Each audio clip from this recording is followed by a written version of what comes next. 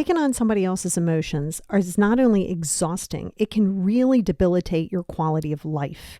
You will start to absorb everything around you and you will make it and adopt it as your own. We don't want to do that, so we're going to talk about that right now. Check it out. Hey, everybody, and welcome back to the Positivity Experience. It's your girl, Lori, and we are almost into the new year. We're almost to the holiday. If you celebrate the holiday, it is right here. I hope that you've done your shopping or just going to sit down and recalibrate and just appreciate and have gratitude. This topic is going to be so beneficial, well, hopefully in your whole life, but it's going to be beneficial going into the year, dealing with people, sitting around, and you're around people who you kind of don't want to be around, and then you haven't got to the point to where you're just like, screw it, I'm not going to go. So now you're sitting and you're just taking on everybody. And we are definitely going to talk about that today. I'm telling you, it is so problematic for many, many reasons, but of course it's your own quality of life. Now, there is going to be a really good worksheet over on Patreon. Not only are you going to have the worksheet, then you're going to have the okay, how are we going to implement it? Worksheet, how you're going to implement it.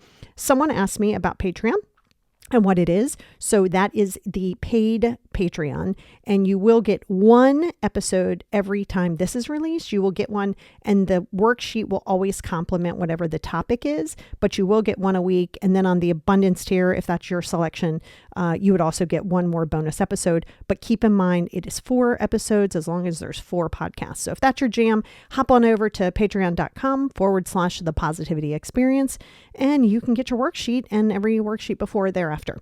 So most importantly, let's jump into this right now. I have heard this multiple times. I'm an empath, can't help myself. Yeah, we're not going to do that. I have worked with empaths all over the world, and you guys know I'm intuitive. It is real easy to be affected as long as you allow yourself that. What you want to be very careful in is just hanging your hat on, I'm an empath, I can't help it. You can. And that's where we're going to go today. And, I think there's this idea, and a lot of us are born with it, not born with this, but we're kind of grown up in this, especially if you've had trauma. Okay. If you've had trauma, you may have heard, or not even heard, you may have felt, I have to take care of this person's emotions so I don't get yelled at. That's how it was with my dad. He was a big drinker. All of these things were going on. I never knew what I was going to get. And it wasn't consistent. You can say, okay, well, now we know. No, we didn't know. It was always, I don't know what to expect. So there was this idea that I had to manage his emotions so I wouldn't get the brunt of it. Now, that was in survival, and I did that for many years. But as you transition out of that, you have got to work through it so you're not carrying that obligation going forward. But you have to be willing to accept that this is your journey and you are capable of doing this. Now, you may have also heard that. You might have heard someone go, don't make your mom angry. You better stop. Or better yet, your dad is going to get really upset. He's had a long day. You want to be really careful. So now you're managing emotions. You're trying to do these things. In turn, you're going to start absorbing it. So let's go forward. So now you're an adult, you're living your life. And I know you know people like this. Really think hard. You ever think to yourself, okay, I'm going to go to this event. It doesn't even have to be a family member. And you're like, oh God, okay. This person's going to have all of these emotions and I want to help them. I don't want them to suffer. So I want to be there and listen. Okay, that's fine. That's fine. But here's the problem. Now this person is heavy. It's negative. It's depressing. It's all of these things. And now you try to manage it. You try to take it on. It's one thing to have empathy, and it's another thing to adopt their emotions as your own. They are not the same thing. So you can't say, I'm an empath, I can't help but absorb their stuff. That's not true. That's not a true statement. Just because you have, say you're an empath, you're able to identify it and you're able to see it more, but you still don't have to absorb it. And yes, it is possible to not absorb it because you have to first understand what it is. So when you're taking on somebody else's feelings, you are creating them, although it's like it's your own. I think I did this in a previous podcast. where you're kind of looking at it. It's the projection podcast. You're looking at it and you're projecting. So you go, I know what it's like. I know how I felt when I was in blank, blank, blank relationship. So you see someone else and you can tell that they're in peril a little bit, and you're relating that to something, the projection now, you're relating that to you. So now their stress emotions, you've now adopted them because you identify and you want to take that away. So now you have adopted it. Remember, listening and having empathy and being a support system does not mean you have to solve, does not mean you have to fix, does not mean you have to take it on. And this is really important. So let's go. Oh, and by the way, this could be conscious or subconscious, and it causes you to be drained, overwhelmed, and anxious. That is right. Really think about being around someone. And listen, you're not ever always going to be able to avoid things. As much as you can do that, not avoid it, just distance. Sometimes you're not. There's going to be these people around you who there's emotions that are high and sad, and all of these things are happening. That's why you need to bubble up, and you need to remember that you can have empathy without absorbing. So let's talk about it. Empathy. Okay, we're going to detail it here. So I want you to really think about this and put a little pin on your bulletin board about this. Save this part and come back. Empathy, it recognizes the feelings of others. I can see that they are sad. Oh, I see that you're sad. I'm really sorry that you're sad. I am here if you need anything. Boom. Okay. Empathy, you're there. You can do that. When you are emotionally absorbing, you are over-identifying. So this goes back to what I'm saying. Oh my God, I know how I would feel. Oh, if this happened to me, this is what I would feel, right? So now you are over-identifying with those feelings to the point to where these become now your emotional experiences. And a lot of you do that. I mean, I dare to say all of us have done that. I have. Especially growing up as a kid, and oh my God, I'm identifying it. And then I see somebody else who's lost their mom or these things. And then I'm like, oh, you over-identify when you're not really comfortable within yourself. I mean, within yourself, like you don't really have any other point of reference, but it's important to know what you're doing because you can't change it unless you're aware of it. And believe it or not everybody wants to be aware of it. Sometimes that's become their identity, which we're going to talk about in a minute. And you start getting so caught up in other people, but it is now your emotional experiences. So if you see what they're going through, you can have empathy and go, ooh, but you can distance and say, okay, what am I going to have for dinner? You really can. You can care without carrying. Really hear that. Repeat that to yourself. Write this down. You can care without carrying. Very true statement. It's again, trying to navigate relating to something that someone has experienced that is similar to yours. So you want to be careful not to over-identify. Now, let's go into some psychology because this isn't just like, oh, opinion. This is also scientifically backed through science and psychology because there is a reason why you do it. Okay. You have mirroring neurons. Okay. We're going to get a little nerdy here, but I'll try to make it easy. You have mirroring neurons. That's just how that's how your brain is, right? So it's a neuroscience way of explaining that, and research describes this.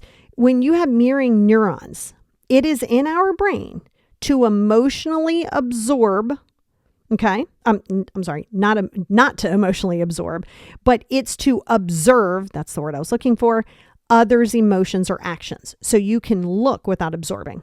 I see this. My brain goes, ooh, you ever see, oh my gosh, I have empathy. You are seeing that. Your brain is mirroring that. Where that becomes problematic is examining it to the point to where you're trying to figure it out to take that from them. That's where the absorption comes from. Observe, yes. Absorb, no. Okay. Care without carrying. Observe without absorbing. And yes, it is possible, but you have to be willing to do that. On top of that, you have to be willing to be the villain. You have to be willing to be misunderstood. There's a lot of things to work on in order to get to the place where you're okay with listening and caring without carrying. You're not going to listen to this or anybody else or anything else and just start doing this, but you have to start somewhere. You have to start somewhere. So this is neuroscience. It's the mirroring. There's also something called emotional contagion. Okay. Emotional contagion. This is why you want to surround yourself with forward-thinking people, not victim mentality, not blame game, not constantly staying in a complaining cycle without seeking either a problem solved, like without a solution, or getting to the place of, okay, acceptance. That is one thing. When you're really think about this, that's why you hear all the time, elevate. Get with people who are elevating. If you want to be successful, whatever you deem that in, doesn't mean to be a millionaire, you want to be around people who are supporting the same thing. Again, real world, you're not going to be around all those people, but that's why you want to bubble against them. And you're going to have to accept, maybe it's your family, maybe it's your friends, maybe it's the people that you thought it was going to be, and they're the ones that are just negative. Then guess what's going to happen? You are going to mirror, right? We already talked about this, how your brain is wired. You're going to mirror it, and then you're going to get the emotional contagion. Remember, emotions spread like a virus. They really do. If you go into a room right now, let's say, it doesn't matter if you're in a good mood, bad mood, you walk into a room right now, I'll say everybody's in there negative. I mean, it is just heavy. You walk in, you're almost like, oh, what is happening? Well, if you came in a halfway decent mood, good Lord, you're going to be, oh God, I'm ready to go home. Oh, and you started off so good. Just the other way around, you could feel down, not so in a great mood, and not, where you walk in and people are like pretending as though life is perfect, but positive thinking. They're there. Hey, how was your day? Mine was okay. That's okay. We have tomorrow. Like these people who are seeking forward thinking, not living in a victim space, is what's going to elevate you. So you want to be around things that you are going to, get affected by. Essentially, that's what it is. And when you're in that, you have to understand that social psychology, right? Because as a social person, you're always going to have a level of psychology. It really suggests that being close to someone experiences, you are able to almost catch the vibe. You ever hear that when somebody said, daggone, I just caught a vibe? That's how. That's why you want to be careful what you absorb online, what you watch on TV. I mean, I'm a murder podcast kind of girl, but I like to look at it from the eyes of, what's going on with this person mentally. It's not so much I want to be around the negative all the time because, it's more educational. So when you are selective, because you got to be careful when you are not feeling super well. And sometimes I remember doing this as a teenager. You're sad. You're really in the emo type emotions and you're sad. So you turn on sad music. You just want to hear sad music. You just want to be in the moment. You want to live in that sadness. Well, fast forward ahead. That's not where you want to be. When you're younger, you don't really know, but you want to do things that are promoting that feeling. Now, you're allowed your feelings. You're allowed to experience your feelings. Preferably don't feed them. Experience them. Feed your emotions. No. Experiencing your emotions, yes. To feed your emotions is something similar. I'm going to be a 15-year-old girl again. My friends are leaving me out. I'm really upset. All I want to do is listen to music that just says either how much of a victim I am or how terrible they are. I just want to lay in bed. Yeah, we don't want to do that. Again, 15 years old, you're not really thinking rationally. You are able to experience them without falling victim to them. And that's actually a big part of my practice, to be honest with you. It's getting you to accept it, and even me to remind myself of that on a pretty regular basis. My daughter, a lot of you know this, my daughter's 17. She has struggled with mental health issues all of her life. She was in a facility for a short period of time. She came out. She has cycles. She just went through a cycle. It is really difficult, and I really was talking to a couple of friends of mine and clients and friends, said I really had to do my own therapy work. This isn't just for everybody else. It's actually for me too. And a lot of what I tell you, I've experienced, and I can tell you what does and does not work long-term from a psychological perspective. But I had to really go, okay, I cannot absorb her stuff right now because it's very negative. It's very not sure if I want to be here on the planet. Like there's a lot that comes along with that. And in that moment, when someone is in that darker place or just in a place of like, I don't really see the out, it's that they don't really want the solution because no solution's going to be enough. Well, we could do, that's not going to work. Okay, well, I don't want to do that. That's dumb. You're like, oh, okay, cool. So then you have to accept that the people aren't going to take the resources until they're ready to take the resources. Now we're through this cycle, and most people have a cycle. I mean, some people can stay in it, but usually there's a cycle. There's that clock, right? 12, 3, 6, 9, 12. And so there's that part that constantly kind of either keeps cycling, and the more you fight that, the more you stay in that loop. So if you're constantly in 12 to 3 or 3 to 6 and you're just bouncing through there, you're not going to get out of that. So it's going to take you a lot longer to actually come into that. So that's where you want to be really careful of absorbing it or even fighting your own, chasing yourself to get out of it. You can even look at your own emotions and go, my God, am I absorbing my own emotions? I know that sounds silly, but you can even observe your emotions. What is this teaching me? What am I missing? What am I seeking? What do I still need to heal versus getting stuck in it? So you can even absorb your own stuff. But that's really important because you have to understand that there's a contagion there. Now, hypervigilance. I know we've talked about this multiple times. Hypervigilance from trauma. This is where you're like, nope. Childhood trauma, and I'm speaking also firsthand, also psychology-based, science-based, but also firsthand experience. Childhood trauma or any chaotic relationship, so it's not just childhood trauma, this can cause hypervigilance and cause this idea that you have these emotional cues for safety and security. So you're looking to, this is like my dad's situation, right? And other people along my life. You're looking for the emotional cue so you don't have to have conflict with it. And that's that whole, okay, I don't want to deal with anything, but you're still absorbing it. You're absorbing their fears. You're absorbing their anger, which again is a lesson you have to learn. It's not something to beat yourself up about. Hell, you don't really have the tools. 98% of us weren't given any type of tools because you're only going to have the tools that the unhealed people before you gave you, right? You can't say, why didn't you give me the tools? They didn't have the tools. They were making shit up as they went along. And then they were given the unhealed tools. And so there's a cycle break that has to happen. But your hypervigilance, you think is a protector, you got to be careful of that because then that's where you want to do it all by yourself. Again, I'm a very big person of like, I got this. Like if I could go to Lowe's, if I needed a refrigerator and everybody was busy, I'd be like, screw it, I'll figure it out. I'll get it in my car. I'd go down, I'd order it. I'd be like, they don't need to take it out. I'll do the damn thing myself.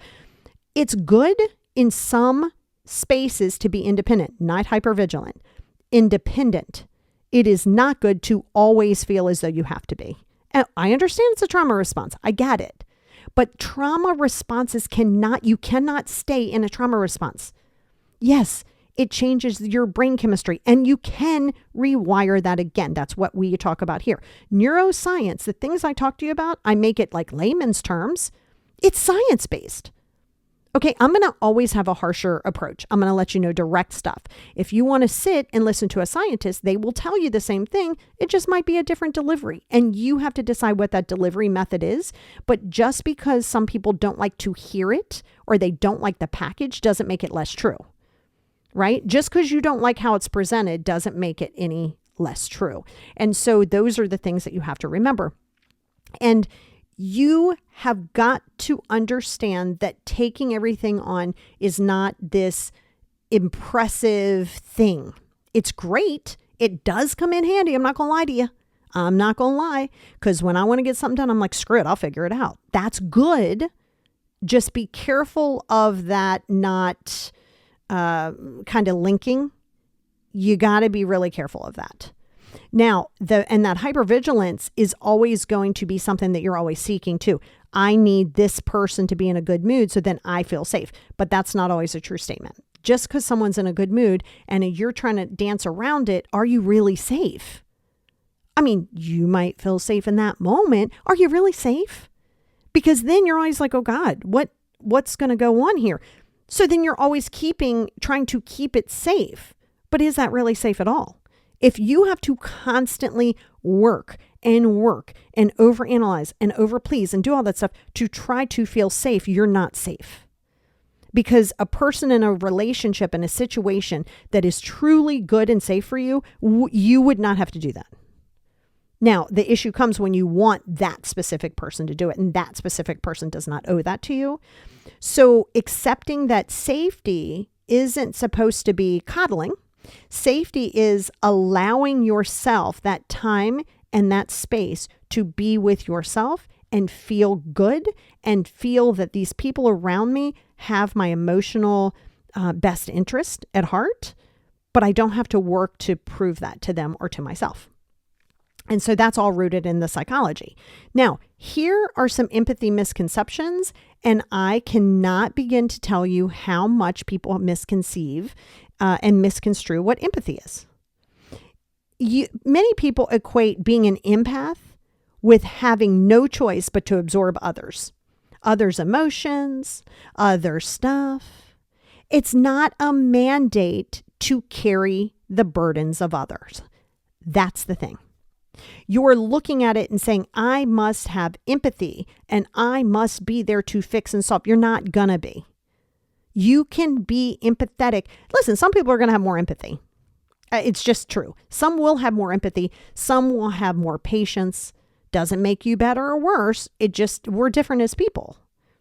But the misconception that says, I am an empath, I have no choice, I have got to absorb others. This also goes into an identity.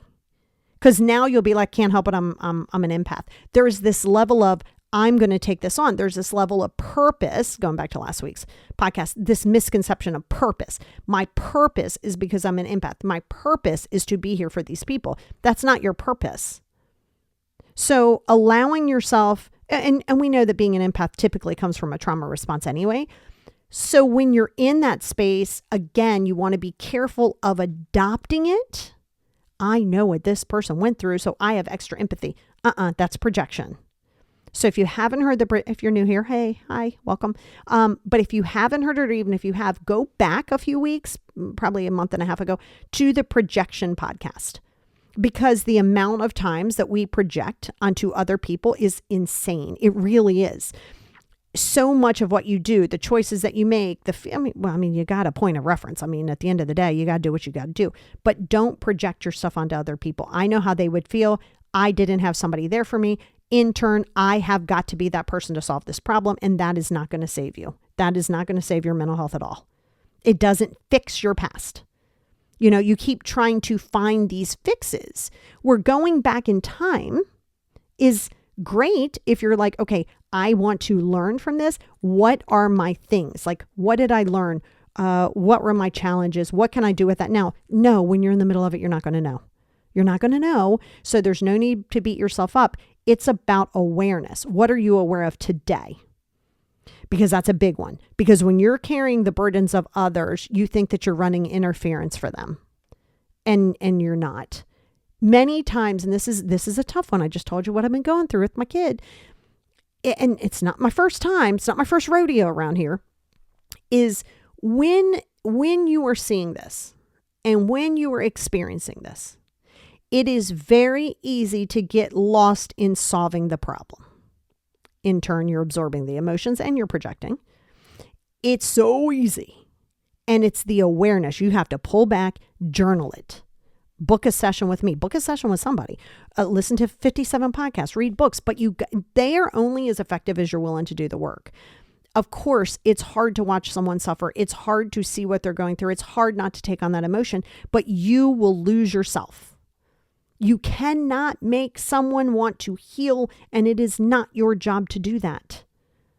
Because you start absorbing it, you will lose all sense of your healing.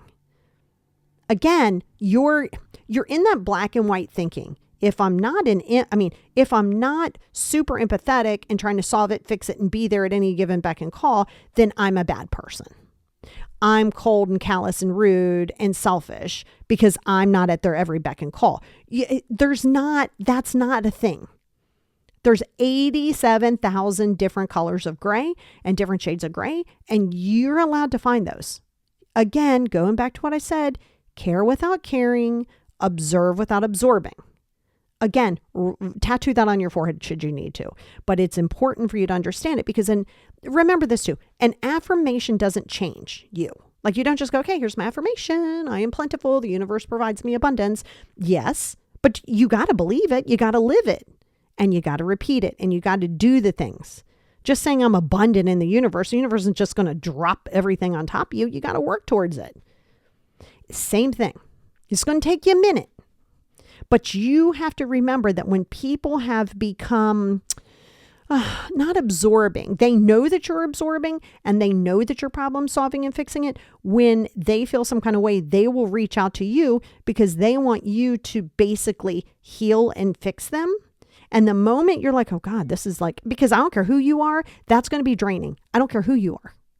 So it's going to drain you. You're allowed to be supportive.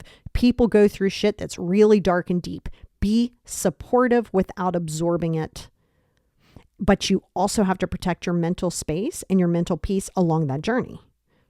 Now, why do we absorb it? Some of these are going to be very common ones for you. And this one is like the standard. If you go back and listen to half of my podcast, you're going to hear me say this. Fear of rejection. Your subconscious or conscious way, you're seeking for approval. You're seeking for a connection.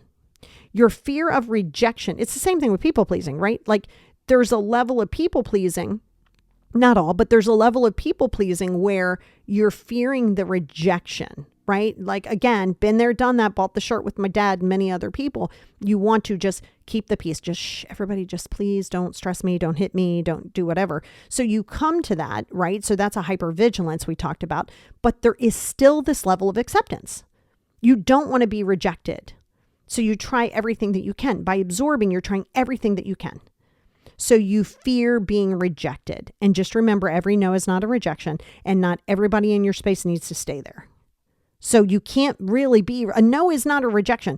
And if somebody feels the need to quote unquote reject you and run in the other direction because you weren't at their beck and call, that's okay too. That's okay too. Then let them go. Because if it's going to be that situational where, somebody asked me the other day, what's the difference between like love and attachment? Well, that's pretty easy. Love wants the person to live their best life, even if you're not part of it, right? I want you, let's say you're my friend and you've decided I can't talk to you anymore because I'm on my own growth journey. As hurtful as that might be, or as bruising to the ego as that might be, if I love you, I want you to have the happiest life, even if I'm not in it. I don't need the accolades. I don't need you to tell me thank you. I love you. I want what's best for you. Attachment is now you're attaching stuff to an outcome. You're attaching a certain thing to, if somebody calls you, love and attachment are very different things. If you go back to the attachment podcast, probably 6-7 months ago, you'll hear it a lot better and a lot deeper. But you have got to remember that your fear of rejection is what also keeps you in that cycle. Well, I got to be there for them so they can see my value. If I'm not there, they're not going to see my value and I'm going to be rejected. Unclear boundaries. Oh God, this is a regular one. Oh goodness. Unclear boundaries. Without those, you are going to be enmeshed with feelings. A boundary is, and now some of this you have to put within yourself, okay? My boundary is blank. I will only commit X amount of time to it. This is what I'm going to do. The moment you do not adhere to your boundaries is the moment you have now not only dropped your boundaries, you've now told the other person, my boundaries are just a suggestion. It's fine. I mean, it is my boundary, but it's okay. You're going to start negotiating. Well, I mean, I know what this would feel like. Ooh, projection. Yeah, I just don't want them to be mad at me. Ooh, rejection. Anything with a shin. Projection, rejection. I feel like I just did conjunction, junction. So it's that thing that you have to remember. There's a deeper rooted issue as to why you continue to do this.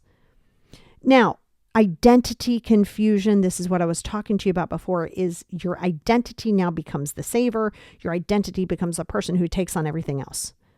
When you lack a strong sense of self, when you're not strong within yourself, this is going to become a thing. Oh my goodness, this is going to become a thing on the highest of levels because now your identity comes with saving others or being enmeshed with others. And then there's the codependency. And that's a belief where you can fix others to maintain harmony. Really hear that. Codependency, when it comes to absorbing emotions, this is really important. When you're a codependent, you believe that you can, or that it's your job to fix others to maintain harmony. That's not true. It's just not a true statement. How do you stop that? And again, we'll go way deeper over on Patreon, but let me give you some tips. You got to be willing to do it. There's no fast fix. Let's go through this first. There's no fast fix. If you're not consistent, it's not going to work. Do not over-explain yourself. If you're willing to do these steps and be uncomfortable, because you're going to be uncomfortable at first, that's how you're going to be effective. So first, you have to recognize your ownership. That's right. Recognize emotional ownership, because when you're enmeshed and when you start to overthink it, it gets all blucky, right? Like it's all, ugh. It really is. And then it's hard to kind of figure it out. So something really good to ask yourself, write this down. Okay, just pause this right here. Go get a pen or whatever you got. And I want you to write this down. Is this or are these my emotions, or are they someone else's? Not are they your emotions? Not I feel sorry that this, no. Are those emotions yours, or are those somebody else's? Are these emotions mine, or are they somebody else's? Ready? With that, you can do a ... or underneath that. It's very important, okay? Empathy does not equal responsibility. Hear that well. Empathy does not mean responsibility. Correct. And that's what we have to work on. And that's detachment. I did a podcast on 90,000 different things. If you go back probably a good month and a half, 2 months, a little bit more, you're going to find a podcast on detachment, living detached. It is the best way to live. Detached but connected. And yes, that's a thing. And yes, that's rooted in science. And yes, that's going to help you in many ways. So if you go back and you listen to a lot of those, especially if you have the worksheets, just go back and visit them or redo them. I think it'll be helpful. If you are over there and you do get the worksheets, I always say don't just do them once. Go back 6-7 months ago and you might find many different things have changed and things that you can celebrate. But it is so important to understand many things, but you can care without carrying. Write that down too. And empathy does not equal responsibility. Really. Now, the same way I'm telling this to you, that's the same for other people with you. This isn't just about you. This is also about respecting and understanding other people's needs. And they can be empathetic without suddenly taking on responsibility. And if you're insecure and if you have an ego and if you're doing those things, that's when you start to freak out. Well, nobody cares. No, they just aren't doing the things you want them to. And then that's a whole other thing. That's a whole kind of different topic, but kind of not really. Another thing you can do is you've got to strengthen your emotional boundaries. Your emotional boundaries are key 101, life 101. It's something I do. I do this before I go into groups. Sometimes I do this before my sessions for the day, but not always because I don't need to. If you can visualize a bubble, just you're standing in a bubble. You know, one of those big bubbles and you see people like getting kicked down the hill and they're like, wee, one of those. You're in one of those. Or what I visualize is this like really awesome white light. It's hitting the top of my crown chakra and it just emits this almost like iridescent light and it's a bubble. It's a visual exercise. So if you have to redo this bubble 100 times a day right now, redo it. You're not going to be able to avoid things. Life isn't going to be perfect. So you better operate from a place of what you can control. And visualization is one of them. It'll take you a minute. I can visualize sitting here talking to you and I can escape and go to Italy and have no idea what here looks like anymore because I'm there. That takes time. Visualization is one of the best tools you can use in life. You can listen across the board to that and in science. Visualization is a massive piece. So if you can visualize it, this bubble around you and just constantly, you sit there with your crystals, you can have something inside there, have your cats in the bubble with you. I don't care. But know that that is your personal space. Their emotions are not my responsibility. Bubble. Their emotions are not my responsibility. Make that your mantra. I mean, I like the mantra in my morning is I am capable of handling anything that the day sends my way, and I only ever have today. That's great. That's like my morning mantra. Adopt it, steal it, do it. It's not stealing. I'm giving it to you. Can't steal something affirmations aren't stealable. People can use the same affirmations, you know what I mean? So, but you can use that. But if you're going into a space or going into a holiday function, their emotions are not my responsibility, and vice versa, right? So sometimes if you're in a down space, you have to remind yourself, my emotions are not their responsibility. So this also allows you to respect them in that same token. Grounding practices are yet another one, again, rooted in science. If you look at a brain scan of somebody who is in meditation or who is grounded and someone who is not, it is different. It is totally different because your brain works really good on visualization, on grounding, on breath work. That's just how your brain and your body works. That's how your parasympathetic. I mean, there's all of these things that come into play. And you can engage in your senses. You can grab ice. Literally, you can grab ice. You can do your breath work. You can come back to here. You can visualize. I have an anchor space. So like an anchor space is where if I visualize, I have 2 anchor spaces. I visualize myself being there and I can tell you everything that's there, the temperature, the weather, what I'm wearing, what the house that I'm in looks like, because I go there frequently. So it's like my little escape whenever I want to go. I tell everybody I vacation around the world almost every week for free because I get to do that visually.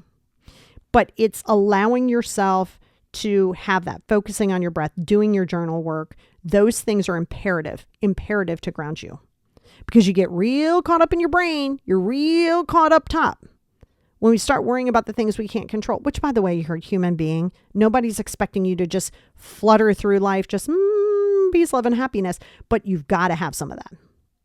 80% of the time, you're going to have to inquire with your inner child and say, what do you need? And sometimes it isn't, I need people to love me. You need you to love you. And sometimes breath work and grounding work is just as effective. You've got to practice emotional detachment. Go back to the the detachment podcast. You've got to do this. Just because you are not attached to them does not make you an asshole. That's not what that means. Detaching is not about being cold or indifferent. It's about being supportive without enmeshment. I can support you, but you know what? Sometimes that person might constantly be chronic on this, and you might have to be like, okay, emotional boundaries. I can't talk to them today. I'm gonna let them know, hey, I straight up and down tell them, hey, I don't have the mental bandwidth today. I want to be there for you, but I also have to kind of step back and kind of recalibrate. I'll talk to you tomorrow, whatever the case may be. You're allowed your emotional boundaries. Does not make you cold, does not make you indifferent. It allows you to treat yourself the way that you know that you need to be treated. And of course, you got to limit exposure. I know we're going into the holiday. And even if it's not this holiday, it's a random Sunday. It's a Tuesday. It's a Tuesday when your sister calls and tells you all of these things over and over and over again. That's where we are today. Sometimes you have to limit exposure. Can't do it for everybody. Stop thinking you have to show up to mom's house every Sunday for dinner. Why are we doing that? Why are we doing that? You don't have to. You've got to limit exposure to the best of your ability with these people and with things that are very problematic. Again, we have all fallen on dark times, and you probably will in the future. We all will. You want a support system, but you want to be able to say, I want a support system, but I don't want to dump my stuff onto somebody, and I want to be there for them, and I want to be 100% engaged, but I cannot carry their stress and their strain. It's a lot. And it's going to take you a minute. And that's why I said we're going to kind of go over and we're going to do some like exercises on why this is happening for you. I just want you to realize that you're not a dick because you're not absorbing something. You are going to have to give yourself time. This has been part of your identity. This is what you do. You're the kind person. You're the glue of the family. You do all of those things. It's not going to happen overnight. And you got to ask yourself if you even wanted to. You might be fine. But if you find yourself drained and constantly disappointed and you feel like nobody's supporting you and you feel like you're being taken advantage of, then maybe you want to really check not just your ego, but what energy you're absorbing around you. And I think that's an amazing space for you. And this is something that you have to get honest with yourself. What am I trying to gain from being emotionally absorbing? Are you absorbing it because you want to have validity? Are you absorbing it because you don't really want to be rejected? Are you doing it because it's part of your whole purpose in your mind? Because that's not the case. Go back to last week's episode of the podcast to purpose, and really get clear. You got to be honest with yourself if you want to make that change. And the key is, do you want to? Give yourself grace. This is brand new for you. Just be consistent. But you can do this. And when you do this, your inner child will thank you. The relationships around you will thank you. You will have better relationships. You will have far more mental clarity and mental peace. And you'll be able to dedicate and spend real quality time with people and really be a solid support system. Check it out.